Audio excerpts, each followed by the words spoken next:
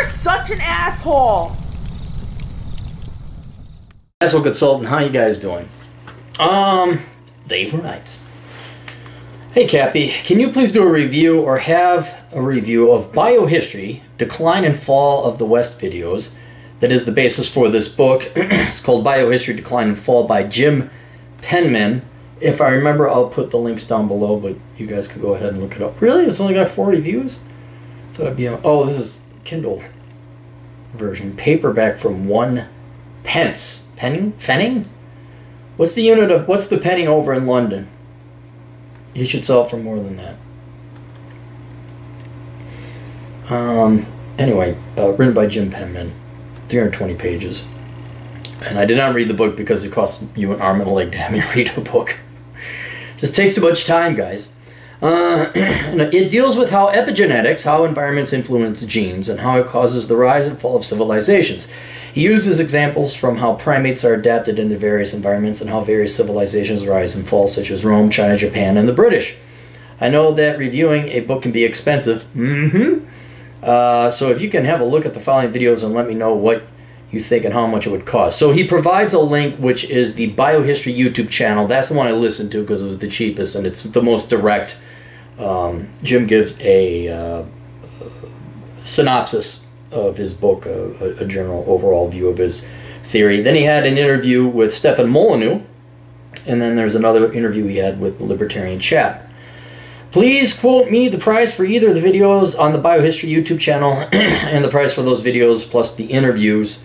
It does correlate with your view of the decline of the West, and in my view, very important to look into, even though epigenetics is a very recent scientific area and needs to be thoroughly researched and tested to be proved. Well, keep in mind, what was it? Was it the atom? Several things within the physical sciences, physics specifically.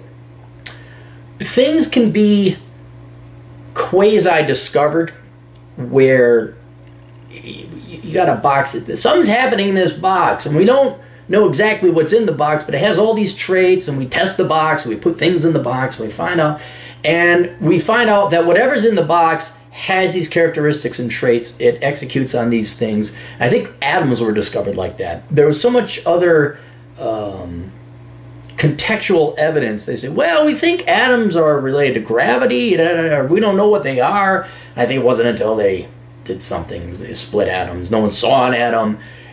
So when it comes to epigenetics, you may not have been able to prove it with a geometric theorem, but it serves as for all practical purposes, a fact or a theoretical fact, if that makes any sense, where we witness it happening, this phenomenon happening in the real world over and over and over again.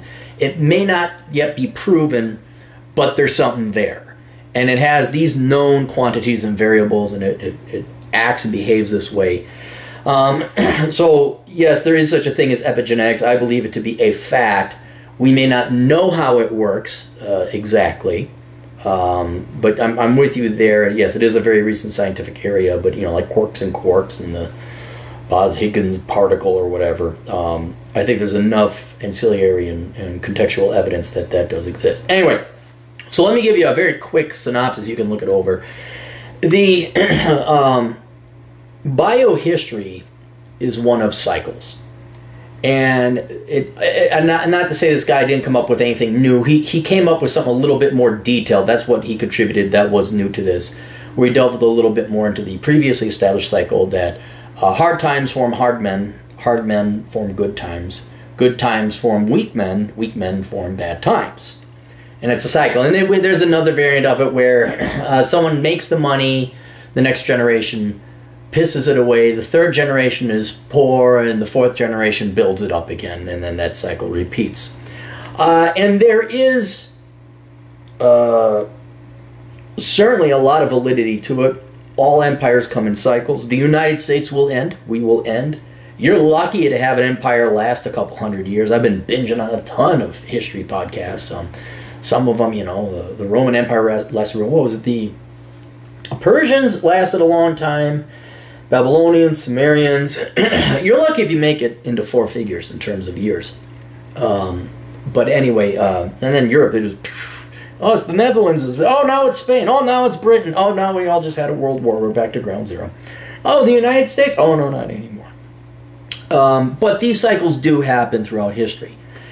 And what biohistory delves into, the theory, or more specific, is the author tries to measure a thing called C, civilization. This also goes with RK theory. This is almost identical to RK theory, where bad times results in what he also calls V, vigor, where you're aggressive and you move and you migrate and you attack and you work hard just to survive. And inevitably somebody who's smart, and this plays into the fall and decline of different empires. There's a general, things are bad times, and he's like, we're going to kick some ass, we're going to lay down the law. And this strong man lays down the law, and it may be brutal, but now you have law, you have civilization. So harsh environments lead to vigor, strength, aggression, but I also argue there's if you want to throw in, it's not part of the thing, I would say there's intelligence. Somebody's got to have the intelligence to say, we got to organize society a little bit. We can't just be running around feral and anarchist. We need to have some laws, otherwise as a society we're not going to, it's better to work as a team. Now, so we're going to have some rules, we're going to have some basic laws. Don't murder, don't steal. Those two right there, pretty much, those are the key ones you got right there. And these hard times drive up vigor through cortisol, through stress. When children are born, and they're born to a mother who's been stressed during war, and these kids are prepared for war. They're ready to go to war. They're ready to fight. Inevitably, like you get enough critical mass, it forms a star, it forms a planet.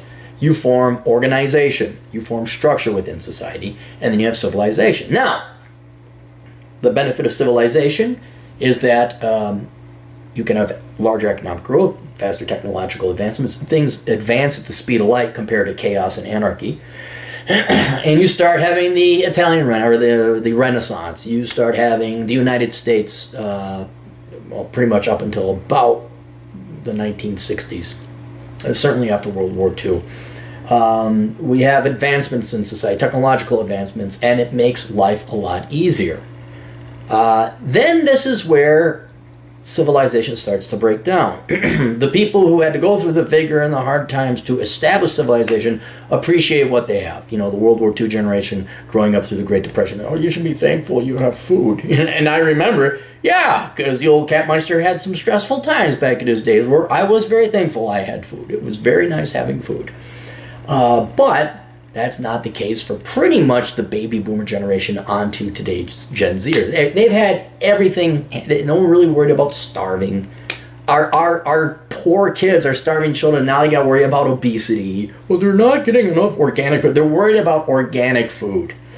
And so this is where civilization starts to decay. It gets so soft, so weak, that vigor goes down, testosterone goes down, men become pussies, women become more aggressive, they fight over increasingly petty things. Men fight over increasingly petty things. And without that work ethic and vigor that built up society, and the self-respect and intelligence, I would say too, hey, there's a damn good reason we have limited government. Once that's thrown out the window, we've forgotten all the lessons of the past, what the people who went through the vigor stage and the suffering stage went through. And that is the foundation and the infrastructure that allows civilization to exist. So as that is chiseled away, and you get a bunch of social justice warriors, you get a bunch of fat broads with blue hair yelling at that Chuck guy, you get people who don't respect the rule of law, as the Kavanaugh thing, society will slowly or sometimes rapidly decline. You don't have rule of law no more. You don't have budgets. You have a collapse in society. Now stressful times are here again, and we restart the cycle all over again. Women start having kids that are under stress. Kids grow up without fathers. Kids grow up during war. There's not a lot of resources. Everybody's poor. You become aggression. And then what comes out? Now you got the best World War II fighting generation ever coming from the Great Depression going to fight World War II. And so that cycle then continues. And then related, I did want to, it's a spur, but I did want to address it. This is perfect R and K. I always confuse the two. I think it's the R's that are the how much civilization or how much investment they have in civilization or their children. The R's, let's just say Republican. I could be wrong. It could be the case, but the R's They have high investment in their children. They value society. They respect civilization. They follow the law. Maybe not even intuitively, or maybe not even consciously, but intuitively. No, we better follow laws here, or maybe society will collapse. And then you have the K, again, could be I may have screwed it up, where you have a low investment society, low civilization. They breed, they spit out children. They don't really care to raise the children. This is your welfare generations, your single moms, your deadbeat dads. 6 kids, 10 different fathers. Don't worry, the math works on that. And then that then begets harsh upbringing, harsh kids, and it goes up. Anyway, so I think there's a lot there. I like how he categorizes V and C, and he tries to use, say, testosterone. Because how do you go back to the Ming Dynasty of China and measure this stuff? Well, there's ways and methodologies he uses, some of which are the only ones he's got. Okay, I'll grant you that.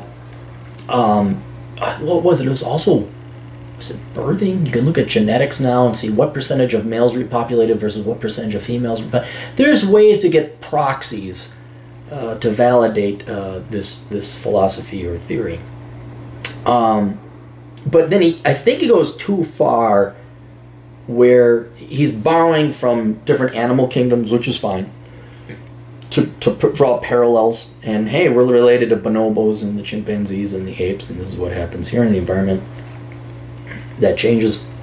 But then he goes into the lemmings and saying that we can use lemmings to predict when human revolutions, these cycles are going to occur in human history. And that's where he lost me, where I'm like, dude, sometimes it's just random. Like, you know, how can you say the Incans are happening and the Romans are happening and this is happening? And it's all determined by, and he thinks that whereas lemmings have a 4 to 3 year cycle where they breed a lot and then they collapse out, and then they breed a lot and collapse out. He's saying humans do the same thing on a 300-year scale. Well, we've only had recorded human history for 6,000 years. A lot of it a little sparse up front. And I wouldn't read too much into it, but I still think his overall theory holds, and it may not end up being, oh, we found the gene for C or the gene for V, and it's scientifically provable.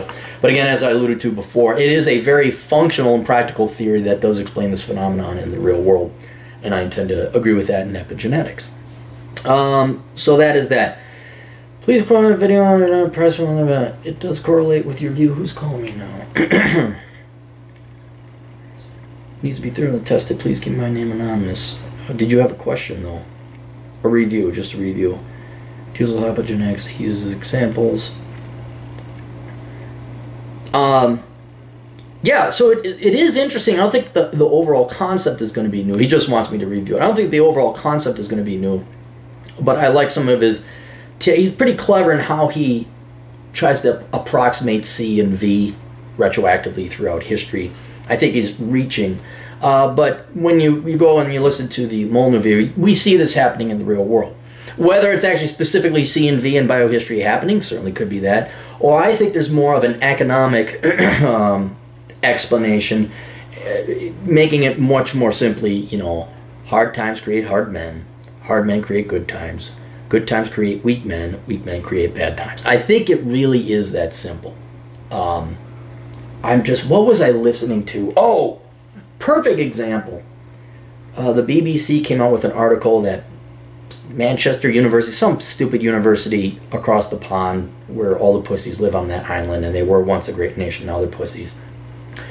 A legitimate accredited university has banned clapping. The student body, not the university, the student body has banned clapping because it's discriminatory against people with audio problems, hearing disabilities. And so now they do jazz hands. And you know, you're like, dude, we need the Chinese to come in here and kick our ass. But they're on the other, they're gaining more steam. Like, well, we wouldn't do that. We need a group of rugged, ragtag, and hard V-type guys to just come in and beat the fucking... We need aliens to invade. Aliens you don't give a shit. We need Independence Day gay. Again, because that shows you how far and weak we are when it comes to C, from civilization. The biggest problem the best use of their time that the student body over at that university had was to make it an official policy to ban clapping, so we have jazz hands. To a lesser extent, because I do think there's some mental illness involved, is where the most pressing crisis right now to a lot of people today is that nobody calls them by made-up pronouns or respects their recently made-up gender identity that didn't exist quite literally 3 years ago. Making up new mental disorders, new mental disabilities, or claiming you have one when you don't, or claiming you are some obscure and recently concocted out of whole cloth sexual identity. That means, like, boy, you really didn't miss a meal. You really didn't miss a meal. The Kavanaugh thing, where we're going back and like, he drank. I mean, remember, in the 80s, the Democrats ripped apart the religious right because they're just pearl clutchers. Because they're, oh my God, abortion, oh, sin. And now they're like, oh my God, he drank. Oh my God, he copped a feel, which that's not even provable. But that's how psycho. We can't even call it civilization. We have too much. So banning plastic bags. I mean, there is, you want to talk about a real issue, I'd say probably the real issue, the biggest real issue would be closing wage or wealth or any kind of gap, performance gaps between minorities, specifically American Indians and the black community. I think that would be probably the main thing. And not the, well, let's just throw more money on it and call the white people racist. That would be a problem. That's a real problem. Terrorism. It's a problem. But no, we got it so good here over in the United States that, and the West. We're going to worry about jazz hands. And so people need to die harshly. And we really need to change the environment. Will be rigor. Now, that may happen over time, and it will happen over time. But this definitely describes kind of we're right at the fall before bad times more permanently will come again. I know the economy's kind of grown a little bit. It's been it has not been a great economy. A lot of you are too young to remember a great economy. A great economy is 1983 to, like, cripes, I think it was 90. Yeah, the 80s was great. Ronald Reagan, it was great. That was a booming economy. Some of you may have experienced it working in the Bakken oil field with the oil boom. You have seen a booming economy. This is not, the rest of you, this is not a booming economy. As I'm sure many of you working your barista jobs and retail office jobs with your master's degrees are finding out. Please go about. Let's go to the west. Yeah, so I do believe it. There was one thing I did notice I wanted to draw from this and apply it here, because we have kind of unique instances where the world's reserve currency, the United States can keep this game going up for quite some time. But I did want to point out that there are both in Western civilization two distinct encampments of R and K, or civilized V and C. There are groups of people, predominantly the parasitic classes. You're on welfare, you're on government cheese, you're on TANF ban, whip, bic, slick. Those are low C people that would normally go into creating a bad environment, which would create vigor, which created a better environment. However, because we have democracy, which is kind of interesting, and we have wealth transfer, those who are high C and produce a lot are producing a lot enough to deny this normal evolution that would occur, or the cycle that would occur where they would create bad times. We constantly bail out people of their mistakes. They are denied and deprived the stress and the V and the environment that would cause vigor and kick their asses into producing more. And so now you have just generations of welfare recipients. You have the barrio, you have the ghetto, you have the trailer park. People who just keep spitting out kids because that's what they do. And it's really sad, but a lot of these girls getting pregnant in high school, which thankfully is going down. Teenage pregnancy is going down. These girls are like, well, I don't have anything else in life. It's like, wow. Well, maybe if you stop bailing out, you get a job, you're like, wow, I work. Now I have agency and purpose. This is what life is about, not work, but now I control my own destiny. A lot of that is just people, they live and parasite off. So as long as high C civilization can keep producing the economic production, they will be able to support and provide for a low C that will parasite off of them.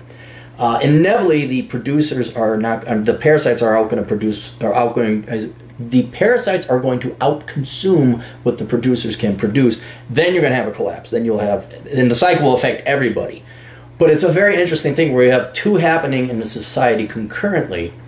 But it's just a matter of time before parasites outbreed producers, and then the producers can't support the rest of society. It will crush under its own weight, and boom, supernova, and there'll be a little tiny neutron star left. All right, that's it. You guys got questions? Cappy's got answers. AssholeConsulting.com. We'll see you all later. Tools.